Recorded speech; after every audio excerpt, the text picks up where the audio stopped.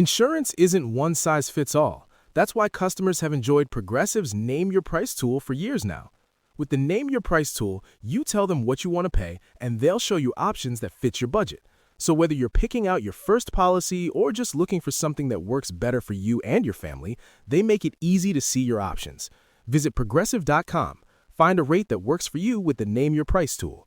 Progressive Casualty Insurance Company and Affiliates. Price and coverage match limited by state law.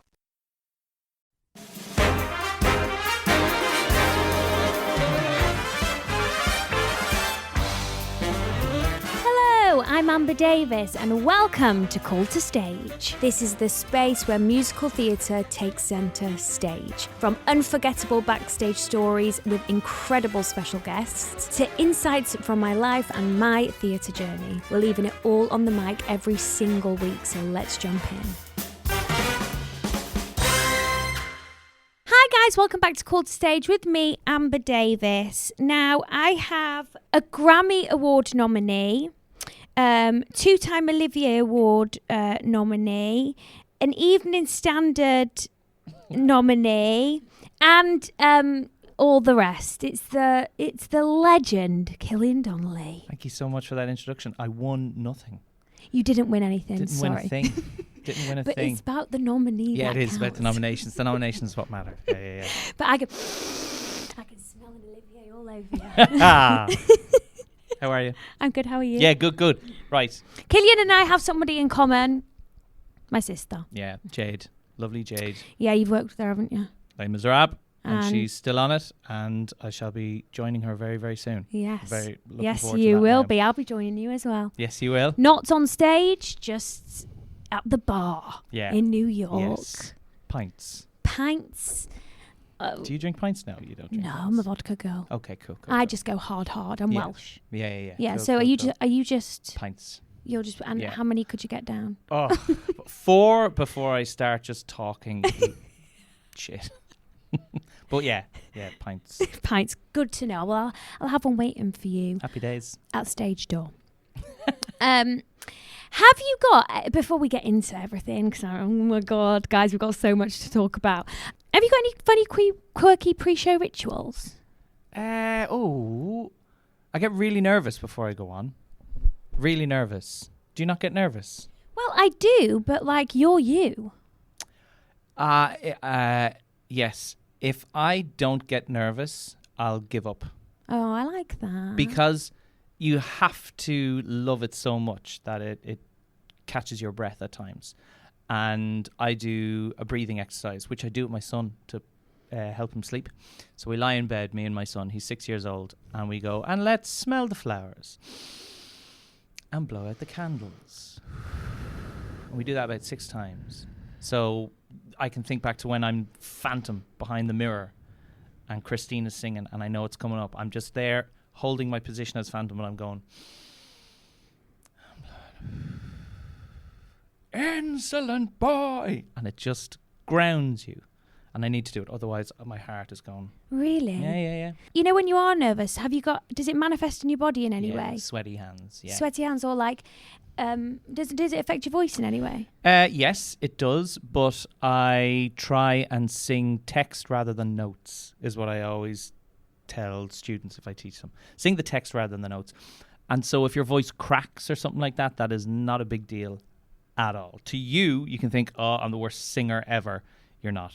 You just are connecting with the text so that your nervousness will take over at sometimes, and it'll do that. I have been on stage and sung Bring Him Home in Dublin without the home. I've gone, bring him home. And it went, and I wanted the ground to swallow me up. I hated every moment. But afterwards, got a massive hug off my sister who had never seen the show, and she went, oh my God, your emotion, the way you just played it at the end of that song. And I know she was being amazing, being my sister. But some people will sort of think that that was a choice. And I go, fine, I'll get away with that for a show. It was a choice. Yeah, it was a choice. But it was, but yeah, the nerves are a good thing, I always tell people. Social clip. Very good. Sorry, sometimes I'll just say that in between. Amazing. I'll say that and as well. And you can cut, and you Yeah. can cut, and we'll cut that bit out. Amazing. I'm going to do that as well at times. That would be so much fun. Yeah. Social. Yeah. But And then that I is shit so- myself on stage. Social clip. I never keep that no, in. I never shit myself. I like that. I like that a lot. I just think that it's so healthy to know that other people have nerves too. Oh, do you want to work with someone who's nervous or someone who is overly confident and cocky and just going out there, I don't get nervous at all? Because I hear that a lot. No. Yeah. They're lying. Yeah. They have a lack of confidence and they're making up for it by saying, oh, no, I don't get nervous. Everyone gets nervous. Yeah. A little bit of sweat or a little flutter because you love it so much. Yeah. It doesn't maybe affect you as much as others, but you have to manifest and guide those nerves into your performance. Because every character you can play, you can go, oh, I can take some of those nerves and put it in this scene or put it in there. And as some people say, it's the same chemical as being excited. Yeah. But every time I am nervous and I'm trying to tell myself you're excited, it just does not work for me. Yeah. Or for me, I just have to get on stage. The comfort zone is on stage. Get on, you're fine. Yeah. It's the wings on opening night and press night and things like that. I think, or if my mum's in, or someone I care about is in, I think, oh my God, why did I choose this as a career? Yeah. But talking about nerves, I wanted to ask you about the Royal Variety performance. Yeah. Wow. What a moment, something I spoke to Killian about before the camera was on, because that just left a very long-lasting impression of me. I watched it from my telly at home, and I've never been moved by something so much. And obviously this industry is something I love, and Les Mis is such a massive part of our history, isn't it? But wow, what was that to be a part of? Incredible. I get a text off the musical supervisor of Les Mis, and it was Royal Variety, ? Valjean, ? And I was like, absolutely, count me in. Didn't even know the date or anything, but I was like, I have to do it. And then we get to rehearsals, and it's explained to you that there's going to be 400 people from the amateur societies. And that's my training, amateur musical theatre. That is where I started in a little musical society called St. Mary's in my hometown in Navan. And that's where I found my gang. And that's where I found friends for life, who I went to see last week in their production of Sister Act. Went along to watch one of my best friends play the lead role, and they're still mothers in the daytime doing the school runs and doing their jobs and feeding their kids, but they have to dash off to do Tuesday night rehearsals from 7:30 to 10:30 and then get home. It's just amazing. So to be surrounded by 400 of those. And they're asking questions about what it's like to be in the professional show. And we're asking questions, how did their production of Les Misérables go in Belfast? It was amazing. They all have the passion. It reminded you why we do it. It reminded you that we all have nerves and that we are all really passionate about it. My favourite thing was we did it about 5 times in the Royal Albert Hall. And Michael Ball joined us, the 5 Valjeans, and I did the key change and came out, and Michael Ball had to come out at the end, and in one rehearsal he came in too early and he just went, bring him out, and walked, and there was a huge laugh around everyone at the Albert Hall, and I couldn't keep it together. I was laughing so much. Then we ran it again and I missed my cue, didn't even come on stage. So the whole key change moment was missing, and then I was like, I was watching it backstage and I go, oh my God, I'm meant to be on. Missed the whole thing, walked onto the stage, and Michael is just laughing, smiling at me, puts his arm around me, and then we all sing together. And I was like, oh God, I laughed at him and then he laughed at me. But it was in such an environment, surrounded by all of these incredible acts. Yeah. Les Mis is still this beautifully grounded piece of theatre where people have grown up watching it and come up through the ranks watching it. So it's still all, family and laughs. Yeah. That was amazing. I mean, wow. It was special. It was very, very special. It's like a badge of honour. It is, isn't it? When you're in that show, to be in something like the Royal Variety, because we closed it. It was the big, huge finale, and then you find yourself talking to a prince and princess about it, and it's taken me places that I've never thought of. It's been such a big chapter of your life, hasn't it? Huge, and still is. Yeah. Because let's talk about it then. International tour, Valjean. Yeah. So, right, actually, I want to talk about Les Mis as a whole. When was the first time you did it? The first time I did it, I was a swing in 2007. So I'd grown up on the Amdram, moved to London, knocked on doors for agents. I knocked on about 20 doors, and one agent said, there are auditions for Les Misérables next week. See how you get on. If you get a recall, I'll sign you. I got a recall. Ended up getting the gig. And then... And this was from no training? No training. Just Amdram. Just well, Amdram. Amdram's training in itself, you Absolutely. know. Yeah. Because I was asking questions in the audition. Okay, I didn't know the piece. I knew of songs that you would all sing around a piano at 4 o'clock in the morning with Jim O'Reilly, the local butcher, doing his version of Bring 'Em Home. Everyone arms around each other doing the people song. But I am there doing Honduras. And I'm going, is this guy like a leader? Because I see that he's a leader and he's got all these people. And they loved that I was untouched and didn't know anything about the piece. So I was asking questions, and then I was acting the text rather than singing the notes, that sort of thing. Wow. Now, that isn't something that when I say that, people go, right, I'm going to do that. That's just how I did it. And got in as a swing, and it was the greatest training I've ever had. Flipping out. Because Les Mis, you think, oh, I'm not going to be on. You're never off. No. The swings are constantly on, doing different things, changing. I had at one point, I had more. Everyone went out for food. This is like 2008. Everyone out for a company meal, and food poisoning ransacked the whole cast. So there was loads of people off. And I think I had more lines than Javert, because I had to play like 4 students, and you were handing someone a gun but then taking it off them like 5 minutes later because that person wasn't there. Yeah. So it's like, oh, give me it back. So that sort of world I loved, which I learnt from the Amdram. Yeah. You just go with the flow and change it as it comes. But I loved it. So that was your introduction, swing, and then what was next? Then so my second year, they asked me to play Grand Air. Okay. And I said, please don't give me Grand Air because I feel like I'm useful. Give me more to do. And they loved that. So they kept me a swing, but they gave me Valjean cover, Honduras cover, Javert cover. So then the third year, they said, we'd like to keep you as the same thing. And I said, look, now I have to go up another rung on the ladder. So I auditioned for Honduras and I got it. And you got it? Yeah. So that was my first. God! Role, yeah. Amazing. Wow. But it was also that thing, I knew the show so well. So I always say to students, if I'm teaching them, you can never do too much research. No, never. Like, know what they make up, what they eat for breakfast, what they sleep in, or who they meet, that sort of thing. Just have somewhere where you're coming from, and it's only for you to just become a character and pick from things in your life. Wow. God, I'm learning so much. I'm absolutely loving this. So then you went from, well, look, we can't talk about absolutely everything you've done. Pick your faves. Yeah, I'm picking my faves. I told him I did that. So from then, Phantom. Yeah.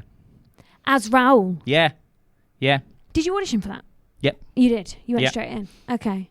And then, because it's like, there's a few of you, isn't there, that have gone from Les Mis to Phantom, one to the other. I love it. But it can make you fall into a false sense of security where you think, oh, I'm Honduras, so they'll definitely see me for Raoul and I'll probably get it. That's not how it happens at all. No. It's a completely different character. Well, yeah. And it's going from tenor as Honduras to like high baritone as Raoul. And I'm from the country in Ireland. I am not shoulders back aristocrat. So there was a lot of Killian, stand tall, shoulders back, because I'll hunch coming in. Yeah. Little things like that. Yeah. I was not believable as a Raoul. And then thankfully there are gorgeous dance captains and choreographers who come up going, if you just hold yourself when you walk in and own the room, rather than when they say, let's do it, that you just become them. Become the character. And that was a great lesson of how to walk into a room.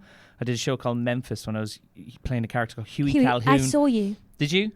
I love that show. It was unbelievable. I love that show. Wow. That's another badge of honor that when a lot of people in the business know that show and hold that show up high. Wow. And it meant a lot to them. And they were like, why isn't more people seeing this show? It was a phenomenal show. Yeah. Special. But it's a badge of honor that when I walked into an audition room, I was a bit gonky. I remember I banged my elbow off the door walking in, and my reaction was like, oh. And the director was just, we always saw elements of the character. Yeah. We just needed you to be able to speak and sing. and move a little bit. Yeah. And they were just I always tip my hat to casting directors who know maybe you could be this type of person that I wouldn't even think. Yeah. There's characters that we all have going, oh, I think I could play that. But then they put something in front of you, which was Hughie Calhoun. Yeah. And I was like, oh, really? And they're going, just try it. Your name has come up. Research this part, start learning the material, go in for a few rounds. And and then you're on that journey. I was absolutely, it was probably one of the greatest. I was training at the time, and I just remember leaving the Shaftesbury like, what have I just witnessed? It was like a wall of energy. Yeah. Like, and it was, one of those shows that you see and you think that has just completely reignited my fire in my belly. Yes. It was one of those 100%. shows. Like, wow. Yeah. It was really, really special. The music as well was special. The Oh, whole yeah. rehearsal process. Was it? Yeah, the whole rehearsal process, because I'm not a dancer, I'm a mover, and I was working with these phenomenal dancers. But at one point I had to front a dance, and they'd all be like, you've got this. You just go for it. And it was the safest space. And that's what I loved. Yeah. I didn't feel people were judging me. I was able to flail my arms around, and I'm 6'2", so when I have to put my hand up in the air, I'd put it to here. And they'd be going, you're not putting your hand all the way up. And I go, I always feel I'm going to hit a ceiling or a doorway or something. They're like, get it right up there. Yeah. Get it right up there.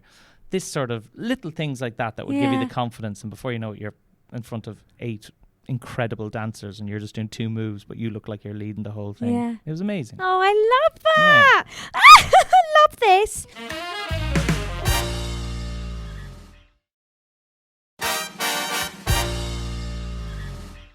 Did you enjoy playing Tony and Billy Elliot? Loved it. Did you? That changed my career from actor, singer, and again, casting directors could probably see me as he's done Andres, he's done Raoul. Tony, there's no singing. It's an acting role. Yes. So if you have it on your CV, it's like, oh, he can act. And that was an amazing experience that I learned a lot of acting lessons in that. Do you want to hear one of the greatest acting lessons I learned? Yes. There's a moment where social clip. There's a moment where I have to do, I have to shout at the coach, and she has been giving Billy lessons, and I don't know the lines anymore, but I have to say something along the lines of, he's just a little boy, why have you been doing this? Like, what you doing? You've been taking him away and you've been doing this. It's absolutely ridiculous. I remember I banged the table and the director went, you lost the argument. And I went, what do you mean I lost the argument? You banged the table. You got too angry. Now that whole audience has no respect for you. But if you had held the gaze and if you had just concentrated on the words you were saying and directed it at her, and how dare you do this to my brother, and how dare you take over and do this. And that moment, he taught me, and hold it. Those sort of moments, he taught me a lot. And I was like, ooh, the power in the pause in moments like that, and to have the confidence to hold a room. But if you've earned it, and the text was amazing, but how you build it. And in an argument, you never know what you're going to say. So if you are saying something and it's scripted, highlight the lines, but also make sure that it's a thought, because when we're actually having an argument, no, you actually said this, and another thing you said, it's that, yeah. So I learned a lot about acting from a director called Julian Weber, who's Stephen Daldry's original assistant and associate, and he still does it. Amazing. I love today. This is the best day of my life. But are you like that in a rehearsal room? Is a safe space important for you? Yes. But are you nervous going? So we all do this when suddenly we've been in another room doing scenes. Yeah. And then, okay, come in and do it in front of colleagues and everything. It's a nervous thing. It's a petrifying thing. It is. And I think although we have the confidence to go on stage and perform every single night, I still, I still care about what people in the room think, and it's only when the text, I'm a grower, me. Yeah. Even from previews, like I need at least, even when we've opened, I'm constantly growing. Like I feel like I'm never ever fully done with a role. But, I would say only in the last month have I been it's in my DNA Yeah. now, you know, and I've been doing this since February. I've been doing Elle since February. And that's a tough role. Oh, it's mammoth. That's mammoth. It's a mammoth role, and because we've seen emotionally as well. Emotionally, and I'm working with Nikolai Foster at the minute. Oh, amazing! And he's the one that he's the person that directed us, and he said, forget what we've seen before. He started it from the ground up, and he said, I want this production to be real life, and I'm a real life actress. Yeah. I can't do. You know, and like you said, you know, Billy's script was written legally. It is such an underrated musical, I think. It's written so well. Like, I genuinely just have to deliver the line authentically and it's funny. Yeah. But, yeah, it's... I think when you first step into that rehearsal room, you want... terrifying. You want to... Like, in my mind, I want to think everyone to be like, oh, we're safe with her. Yeah. You know, it's that. And actually, sometimes you just have to give yourself some grace to grow. Absolutely. Yeah. Vulnerability as well. To show vulnerability allows a company to go, oh, they're trying and they're really passionate about it. Rather than we've just been talking about nerves and confidence. Coming in too confident is completely the wrong way, I think. I agree with you. I think you have to try things in a safe space in a room so that someone can add to it or you create something. Yeah, exactly. That's what I love. Or I love offer. rehearsals. And I love people off. You know, some people, I know when you're in a show, you know, company members shouldn't be given any company members any notes. But when we were starting legally and we were kind of like, for example, me and the guy that plays Emmett, you know, he'd offer up, have you thought about this? I love that. I love a collaboration. Can we try this? I love a collaboration, you know? And I'm not like, I haven't got an ego. Like if you have a better idea than me, please, you know. I love saying, do you need anything? Yeah, from me. What do you need from me? Yeah. And working with Jamie Lloyd on the commitments, he taught our company, honor the most important thing in the room. And that was an amazing thing to learn because in the commitments we were in a space probably this big with about 12-piece band and saxophones, and we had to make cups of tea, and that was the idea that we're all creating a band in a little garage. But someone would have a line here and some would have a line there, and then you'd have a line, and then she'd have a line, and he'd have a line, and they'd have a line. And if you were doing something up here and you knew your line wasn't for 13 lines and you've made up a little thing to yourself, you're not honouring the most important thing. So it's amazing when you're in the ensemble, it's never your just ensemble. You are elevating the scene by giving it focus, by giving it attention. And Les Mis was always like that because Javert comes on, if someone is just having their own chat, he's not receiving the strictness that he deserves. You need to actually just stare at him and be petrified. Yeah. So it's always those moments. Honor the most important thing in the room. Honor the most important thing in the room. I love that. Social clip. Got to talk about Charlie Price. Love. Wow. Love. In the Adelphi, I also saw that. Yeah. So you had Matt Henry as your Lola. I mean, guys, what a star-studded bloody company that was. And I came to watch that, and I always remember thinking, I want to work in the Adelphi one day. And I did. I ended up doing Back to the Future there, but what a theatre. Oh, isn't it one of the best? The dressing rooms. Yes. They're bright and light. So you had Doc and Marty downstairs, and then I was in the first one on the second floor. Oh, yes, okay. It's huge. Up the stairs and to the right. To the right. That was mine. No way! The first door on the right. And it was massive. Yeah, that was mine. It was like the biggest room. That was mine. Oh my Amazing. God. That's incredible. Up the stairs and the first door on the right. Yeah. The second door on the right was Lauren. Yeah. Which was Amy Lennox. Yeah. And Matt was downstairs. He had the extra little room because that's where they did the makeup. Yeah. So I'd always be in my opening costume, come down, say hello, and then go onto stage. Yeah. I loved that show. Yeah. And that took me to Broadway. Yeah. Because we both got nominated for an Olivier. And at the Oliviers, the producers came up to me and said, look, no matter what happens tonight, would you be interested in coming to Broadway? And that sentence alone, I went, what? What do you mean? Oh, I'd love to see the show or pop over. And they're like, no, we'd like like you to come over. Like, we're going to talk to your agent. I was like, what? Like, yeah, they had a change of Charlies, and there was a 6-month gap, and they had Todrick Hall coming in. Oh. And so I was able to go over for 6 months, and him and I got to work together. It was incredible. Just incredible. And how different it was from West End to Broadway, always asked me. I did the exact same performance, adjusted things to Todrick that I would have done with Matt. But the community over on Broadway is out of this world, where here's your half-hour call, and the company at Dear Evan Hansen have sent us donuts. Half-hour call. And I'd be like, what just happened? What? Dear Evan Hansen sent us donuts. All right, what do? Do we send something back? Oh, we'll send them something, bagels or something like that.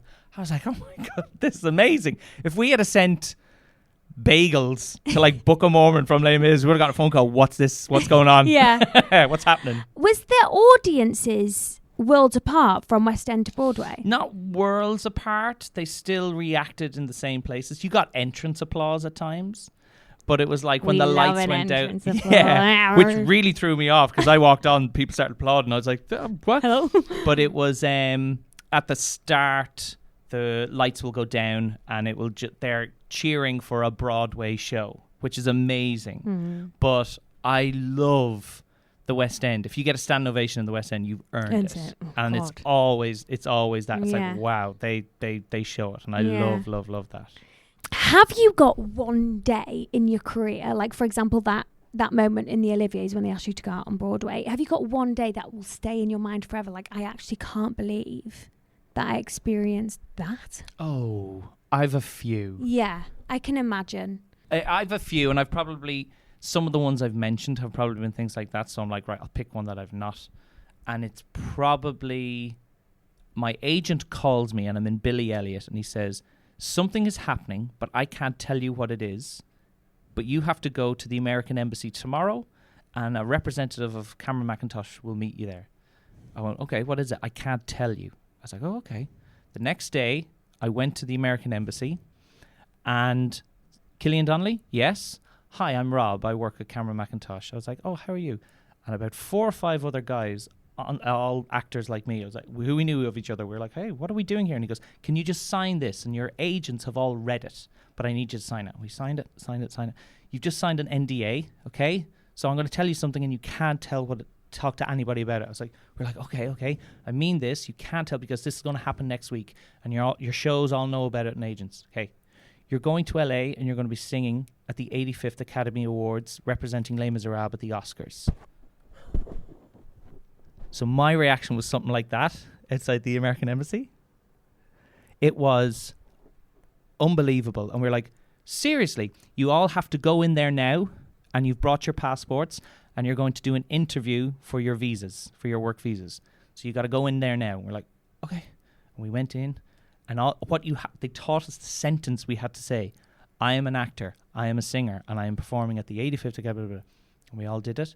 And that night we went to our shows, and I remember walking into Billy Elliot, and the only person who knew was the company manager. His name is David Massey. I love David Massey! We love David Massey! We love David Massey! We love David Massey! And I went into the company office, and he went, oh, look at you. Where are you going? Oh, did he? Yeah, and I went, this is amazing. And he goes, yep, it's amazing. Working Title produced Billy Elliot and also produced Les Misérables. So they all knew of it and everything. But yeah, I found myself 10 days later in LA, for 10 days, singing at the Oscars. So that was amazing. Wow. Yeah, and incredible. Again. Wow. Another question I have is, who has been your favourite person to work opposite? I know you've worked with a load of people, but is there somebody that you really learn a lot from, or just thought, wow, you are a gift from God? Beverly Knight was amazing in Memphis, is amazing, had the kindest heart, led a company so beautifully, and taught me a lot about how looking after your voice is so important. How it is the most rewarding thing to feel at your best and have a show ahead of you that you love, as opposed to, I'm worried about tonight. So she said, steam, sleep, don't be talking when you don't have to talk. All the basics. No beers. No beers Pints. or anything like that. No pints. But it was it genuinely worked because she taught me that it's a muscle and you have to respect it. So you have to work your way up to singing those big notes in a rehearsal process. Don't be afraid to try. Don't be afraid to crack. Go for it, go for it, go for it. And her technique was out of this world. She came in and she was smothered with a cold. And I was like, are you okay? And she was like, yeah, I'll just have to alter my notes. And the way she sang these amazing songs by just trying different things, the entire cast, company, crew, everyone at the Shaftesbury was just jaws on the floor, just seeing how she did different things. The magic in that woman's voice is just incredible. So yeah, I owe her a lot to looking after my voice and respecting it. Oh, God, love you, Bev. love that. Love you, Bev. Love you, Bev. Love you. Just text me. Another one I wanted to ask is there, what is, with the incredible, life that you've led so far, what would you say the most valuable lesson this industry's taught you? One of the, because I know we're constantly evolving and learning, but... that it is a very small industry and that you really have to bring your talent, bring your creativity into a room, but also respect every single person around you. Respect, and I mean it's not just about on stage, it's about the 60 people off stage who are providing you with that quick change with the prop. To be kind, to go in, do your job and leave. It's not about trying to just make it about you. It can't be about egos, and I know there's a lot of egos in the business, but kindness and respect for one another. Yeah. It's respect. You have to. You have to have respect. You have to. Don't be afraid to fail as well. The greatest directors I've ever worked with have made the room so sick. Christopher Ashley, who did Memphis, who also did Come From Away, he just creates this incredible safe space in a room where you just try. Jamie Lloyd's the exact same. The first week or two, you're just waiting to be told what to do. And then suddenly you go, I'm just going to try something. And it can be anything. And the result can be, I see where you're going with that. Let's keep going. Try something else. And then before you know it, you go, I'm feeling like the greatest actor in the world because I'm just trying things. Trying. I know. And don't be afraid to fail. And I do the same in auditions. I think auditions, a lot of people get nervous about auditions, but I get excited about them because you have 3 minutes. You know the actor Philip Seymour Hoffman? He was this incredible Oscar-winning actor, sadly passed away. But he is like, you could IMDb him, see all this stuff. He said, if you have a moment to act, you take it. And that's what auditions are. 3 minutes of showing people your gift. Bryan Cranston also has a book called Life in Parts, and he talks about how auditions are moments to act and do what we do beautifully.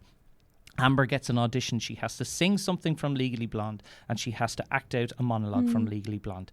You take that and you create your L. And you go in front of Nikolai Foster and you go, this is what I'm... And no way, shape or form is Nikolai Foster going to go, oh, that was terrible. No, he's going to go, okay, I see the potential. Let me direct you and shape it this way. And I love that. It's never a thing about being right or wrong. It's about trying and changing and adjusting, creating, that we all get to that place. God, I'm waffling. You are mesmerising. My wife will be watching this going, you waffle. Wow. You are some serious stuff. You are like the big dog. Oh, I love it. I love it. I honestly wow, just thank you because yes, I just feel so very grateful that our listeners have your words that they can listen to, but also myself, you know. I've learnt a lot today. So thank you so much for coming in. Oh, please tell me quickly about Cosmic Rhapsody. Oh, Cosmic Rhapsody. Oh, so when I was doing Phantom of the Opera, I got a phone call from a wonderful producer called Susan Lim. And she says, I've heard you sing Phantom of the Opera. I have a concept album called Cosmic Rhapsody. And I went, okay. And she goes, your voice is perfect for 3 characters. And I was like, okay, right.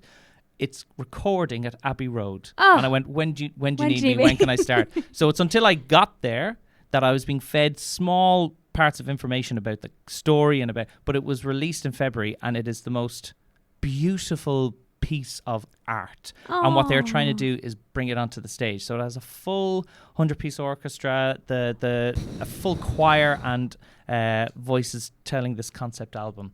But it is, it's to tell you the story would take probably 2 hours.